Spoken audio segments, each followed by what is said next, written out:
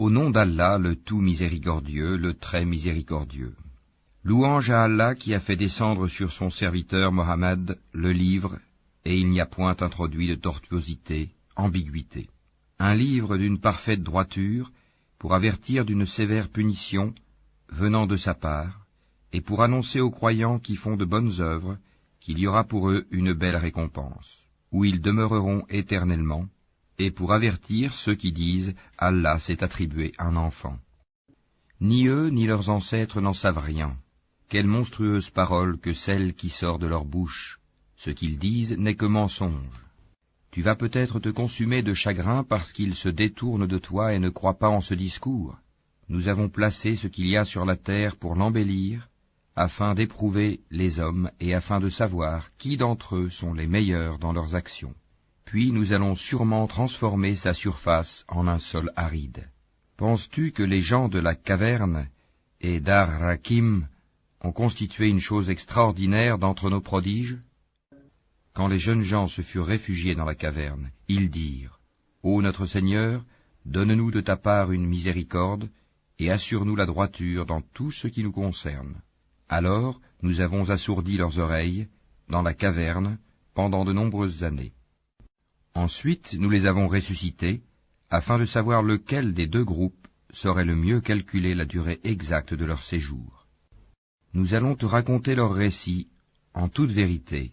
Ce sont des jeunes gens qui croyaient en leur Seigneur, et nous leur avons accordé les plus grands moyens de se diriger dans la bonne voie. Nous avons fortifié leur cœur lorsqu'ils s'étaient levés pour dire « Notre Seigneur est le Seigneur des cieux et de la terre, jamais nous n'invoquerons de divinité en dehors de lui, sans quoi nous transgresserions dans nos paroles. Voilà que nos concitoyens ont adopté en dehors de lui des divinités, que n'apporte-t-il sur elles une preuve évidente?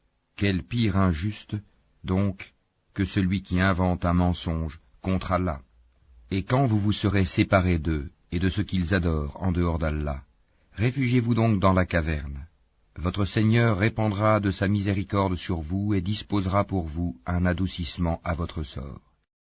Tu aurais vu le soleil quand il se lève s'écarter de leur caverne vers la droite, et quand il se couche passer à leur gauche, tandis qu'eux-mêmes sont là dans une partie spacieuse de la caverne. Cela est une des merveilles d'Allah. Celui qu'Allah guide, c'est lui le bien guidé, et quiconque il égare, tu ne trouveras alors pour lui aucun allié pour le mettre sur la bonne voie. Et tu les aurais crus éveillés alors qu'ils dorment, et nous les tournons sur le côté droit et sur le côté gauche, tandis que leur chien est à l'entrée, pattes étendues. Si tu les avais aperçus, certes, tu leur aurais tourné le dos en fuyant, et tu aurais été assurément rempli d'effroi devant eux. Et c'est ainsi que nous les ressuscitâmes, afin qu'ils s'interrogent entre eux. L'un parmi eux dit, « Combien de temps avez-vous demeuré là ?» Ils dirent, « Nous avons demeuré un jour ou une partie d'un jour. » D'autres dirent, « Votre Seigneur sait mieux combien de temps vous y avez demeuré. Envoyez donc l'un de vous à la ville avec votre argent que voici, pour qu'il voie quel aliment est le plus pur, et qu'il vous en apporte de quoi vous nourrir, qu'il agisse avec tact, et qu'ils ne donnent l'éveil à personne sur vous. Si jamais ils vous attrapent, ils vous lapideront ou vous feront retourner à leur religion, et vous ne réussirez alors plus jamais. » Et c'est ainsi que nous fîmes qu'ils furent découverts, afin que les gens de la cité sachent que la promesse d'Allah est vérité, et qu'il n'y ait point de doute au sujet de l'heure. Aussi se disputèrent-ils à leur sujet, et déclarèrent-ils, « Construisez sur eux un édifice, leur Seigneur les connaît mieux. » Mais ceux qui l'emportèrent dans la discussion dirent, « Élevons sur eux un sanctuaire. » Ils diront, « Ils étaient 3 et le 4e était leur chien. » Et ils diront, en conjecturant sur leur mystère, qu'ils étaient 5, le 6e étant leur chien. Et ils diront, 7, le 8e étant leur chien. Dis, mon Seigneur connaît mieux leur nombre. Il n'en est que peu qui le savent. Ne discute à leur sujet que d'une façon apparente et ne consulte personne en ce qui les concerne. Et ne dis jamais à propos d'une chose, je la ferai sûrement demain, sans ajouter, si Allah le veut, et invoque ton Seigneur quand tu oublies et dis, je souhaite que mon Seigneur me guide et me mène plus près de ce qui est correct. Or ils demeurèrent dans leur caverne 300 ans, et en ajoutèrent 9 années. Dis, Allah sait mieux combien de temps ils demeurèrent là. À lui appartient l'inconnaissable des cieux et de la terre, comme il est voyant et audient. Ils n'ont aucun allié en dehors de lui, et il n'associe personne à son commandement. Et récite ce qui t'a été révélé du livre de ton Seigneur. Nul ne peut changer ses paroles, et tu ne trouveras en dehors de lui aucun refuge. Fais preuve de patience en restant avec ceux qui invoquent leur Seigneur matin et soir, désirant sa face, et que tes yeux ne se détachent point d'eux, en cherchant le faux brillant de la vie sur terre. Et n'obéis pas à celui dont nous avons rendu le cœur inattentif à notre rappel, qui poursuit sa passion et dont le comportement est outrancier. Et dis, la vérité émane de votre Seigneur. Quiconque le veut, qu'il croie, et quiconque le veut, qu'il mécroie. Nous avons préparé pour les injustes un feu dont les flammes les cernent. Et s'ils implorent à boire, on les abreuvera d'une eau comme du métal fondu brûlant le visage. Quelle mauvaise boisson et quelle détestable demeure. Ceux qui croient et font de bonnes œuvres, vraiment, nous ne les laissons pas perdre la récompense de celui qui fait le bien. Voilà ceux qui auront les jardins du séjour éternel sous lesquels coulent les ruisseaux. Ils y seront parés de bracelets d'or, et se vêtiront d'habits verts de soie fine et de brocart, accoudés sur des divans bien ornés. Quelle bonne récompense, et quelle belle demeure. Donne-leur l'exemple de 2 hommes. À l'un d'eux, nous avons assigné 2 jardins de vignes, que nous avons entourés de palmiers, et nous avons mis entre les 2 jardins des champs cultivés. Les 2 jardins produisaient leurs récoltes sans jamais manquer, et nous avons fait jaillir entre eux un ruisseau. Et il avait des fruits, et dit alors à son compagnon avec qui il conversait, « Je possède plus de biens que toi, et je suis plus puissant que toi grâce à mon clan. » Il entra dans son jardin, coupable envers lui-même par sa mécréance. Il dit, « Je ne pense pas que ceci puisse jamais périr, et je ne pense pas que l'heure viendra. Et si on me ramène vers mon Seigneur, je trouverai certes meilleur lieu de retour que ce jardin. » Son compagnon lui dit, tout en conversant avec lui, « Serais-tu mécréant envers celui qui t'a créé de terre puis de sperme et enfin t'a façonné en homme? Quant à moi, c'est Allah qui est mon Seigneur, et je n'associe personne à mon Seigneur. En entrant dans ton jardin, que ne dis-tu, telle est la volonté et la grâce d'Allah? Il n'y a de puissance que par Allah. Si tu me vois moins pourvu que toi en biens et en enfants, il se peut que mon Seigneur bientôt me donne quelque chose de meilleur que ton jardin, qu'il envoie sur ce dernier du ciel quelque calamité et que son sol devienne glissant, ou que son eau tarisse de sorte que tu ne puisses plus la retrouver. » Et sa récolte fut détruite, et il se mit alors à se tordre les 2 mains à cause de ce qu'il y avait dépensé, cependant que ses treilles étaient complètement ravagées. Et il disait, « Que je souhaite n'avoir associé personne à mon Seigneur. » Il n'eut aucun groupe de gens pour le secourir contre la punition d'Allah, et il ne put se secourir lui-même. En l'occurrence, la souveraine protection appartient à Allah, le vrai. Il accorde la meilleure récompense et le meilleur résultat. Et propose-leur l'exemple de la vie ici-bas. Elle est semblable à une eau que nous faisons descendre du ciel. La végétation de la terre se mélange à elle, puis elle devient de l'herbe desséchée que les vents dispersent. Allah est certes puissant en toutes choses. Les biens et les enfants sont l'ornement de la vie de ce monde. Cependant, les bonnes œuvres qui persistent ont auprès de ton Seigneur une meilleure récompense et suscitent une belle espérance. Le jour où nous ferons marcher les montagnes et où tu verras la terre nivelée comme une plaine, et nous les rassemblerons sans en omettre un seul. Et ils seront présentés en rang devant ton Seigneur. Vous voilà venus à nous comme nous vous avons créé la première fois. Pourtant, vous prétendiez que nous ne remplirions pas nos promesses, et on déposera le livre de chacun. Alors tu verras les criminels, effrayés à cause de ce qu'il y a dedans, dire « Malheur à nous, qu'a donc ce livre à n'omettre de mentionner ni péché véniel, ni péché capital ?» Et ils trouveront devant eux tout ce qu'ils ont œuvré, et ton Seigneur ne fait du tort à personne. Et lorsque nous dîmes aux anges, « Prosternez-vous devant Adam », ils se prosternèrent, excepté Iblis, Satan, qui était du nombre des djinns, et qui se révolta contre le commandement de son Seigneur. Allez-vous cependant le prendre, ainsi que sa descendance, pour allier en dehors de moi, alors qu'ils vous sont ennemis? Quel mauvais échange pour les injustes! Je ne les ai pas pris comme témoins de la création des cieux et de la terre, ni de la création de leur propre personne, et je n'ai pas pris comme aide ceux qui égarent. Et le jour où il dira « Appelez ceux que vous prétendiez être mes associés », ils les invoqueront, mais eux ne leur répondront pas. Nous aurons placé entre eux une vallée de perdition. Et les criminels verront le feu, ils seront alors convaincus qu'ils y tomberont, et n'en trouveront pas d'échappatoire. Et assurément, nous avons déployé pour les gens dans ce Coran toutes sortes d'exemples. L'homme cependant est de tous les êtres le plus grand disputeur. Qu'est-ce qui a donc empêché les gens de croire lorsque le guide leur est venu, ainsi que de demander pardon à leur Seigneur, si ce n'est qu'ils veulent subir le sort des anciens ou se trouver face à face avec le châtiment?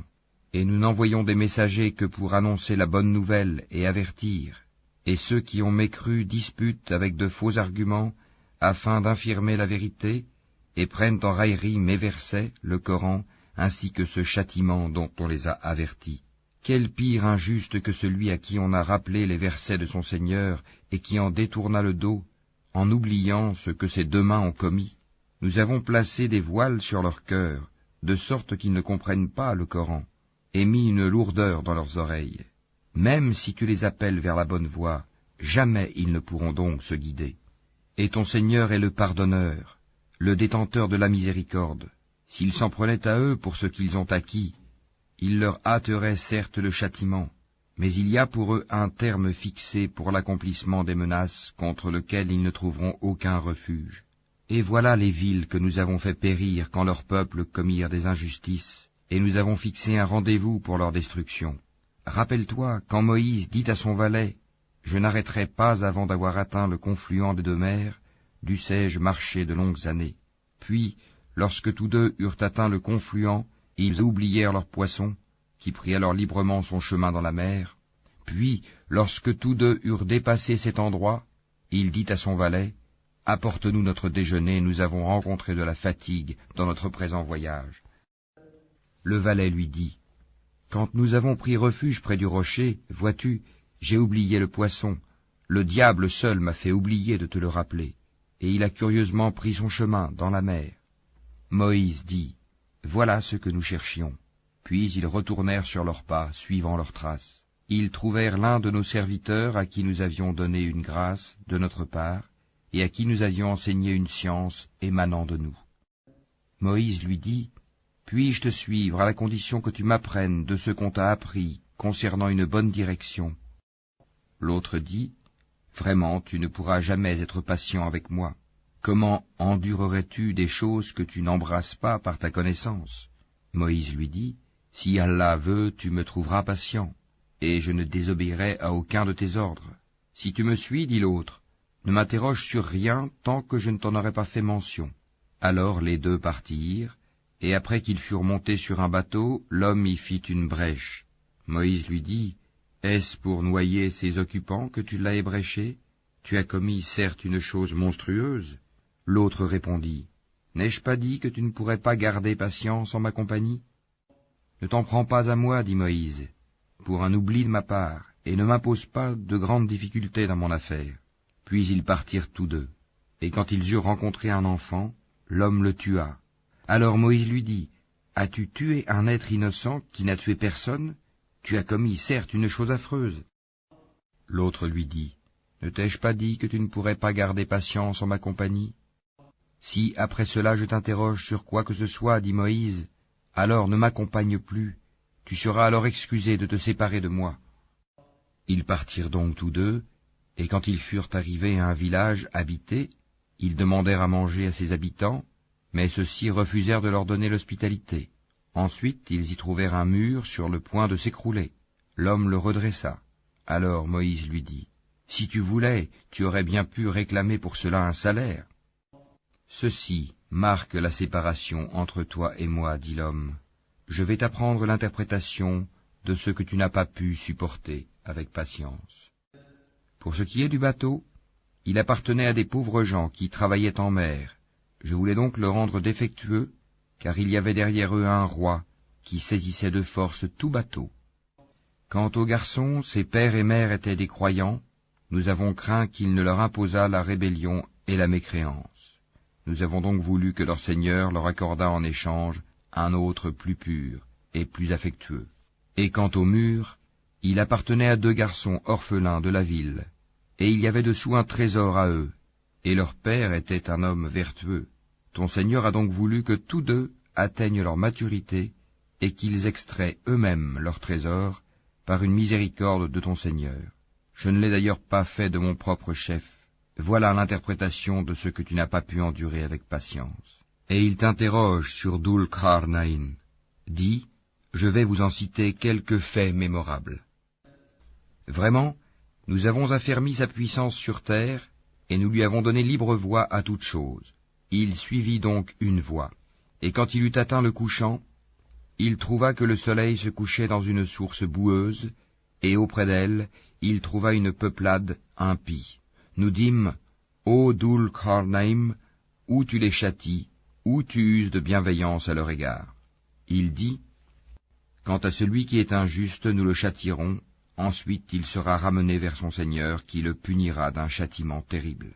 Et quant à celui qui croit et fait bonne œuvre, il aura en retour la plus belle récompense, et nous lui donnerons des ordres faciles à exécuter. Puis il suivit une autre voie, et quand il eut atteint le levant, il trouva que le soleil se levait sur une peuplade à laquelle nous n'avions pas donné de voile pour s'en protéger. Il en fut ainsi, et nous embrassons de notre science ce qu'il détenait. Puis il suivit une autre voie, et quand il eut atteint un endroit situé entre les 2 barrières, montagnes, il trouva derrière elle une peuplade qui ne comprenait presque aucun langage. Ils dirent, ô Dhul Qarnayn, les Ya'juj et les Ma'juj commettent du désordre sur terre. Est-ce que nous pourrons t'accorder un tribut pour construire une barrière entre eux et nous? Il dit, ce que mon Seigneur m'a conféré vaut mieux que vos dons. Aidez-moi donc avec votre force, et je construirai un remblai entre vous et eux. Apportez-moi des blocs de fer. Puis, lorsqu'il en eut comblé l'espace entre les 2 montagnes, il dit, soufflez. Puis, lorsqu'il eut rendu une fournaise, il dit, apportez-moi du cuivre fondu, que je le déverse dessus. Ainsi, ils ne purent guère l'escalader, ni l'ébrécher non plus. Il dit, c'est une miséricorde de la part de mon Seigneur, mais lorsque la promesse de mon Seigneur viendra, il le nivellera, et la promesse de mon Seigneur est vérité. Nous les laisserons ce jour-là déferler comme les flots les uns sur les autres, et on soufflera dans la trompe, et nous les rassemblerons tous. Et ce jour-là nous présenterons de près l'enfer aux mécréants, dont les yeux étaient couverts d'un voile qui les empêchait de penser à moi, et ils ne pouvaient rien entendre non plus. Ceux qui ont mécru, comptent-ils donc pouvoir prendre pour alliés mes serviteurs en dehors de moi? Nous avons préparé l'enfer comme résidence pour les mécréants. Dis, voulez-vous que nous vous apprenions lesquels sont les plus grands perdants en œuvre? Ceux dont l'effort dans la vie présente s'est égaré, alors qu'ils s'imaginent faire le bien. Ceux-là qui ont nié les signes de leur Seigneur, ainsi que sa rencontre. Leurs actions sont donc vaines. Nous ne leur assignerons pas de poids au jour de la résurrection. C'est que leur rétribution sera l'enfer, pour avoir mécru et pris en raillerie mes signes, enseignements, et mes messagers.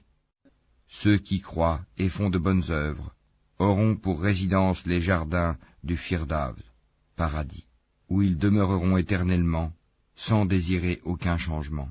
Dis, si la mer était une encre pour écrire les paroles de mon Seigneur, certes la mer s'épuiserait avant que ne soient épuisées les paroles de mon Seigneur, quand même nous lui apporterions son équivalent comme renfort. Dis, je suis en fait un être humain comme vous. Il m'a été révélé que votre Dieu est un Dieu unique. Quiconque donc espère rencontrer son Seigneur, qu'il fasse de bonnes actions, et qu'il n'associe dans son adoration aucun autre à son Seigneur.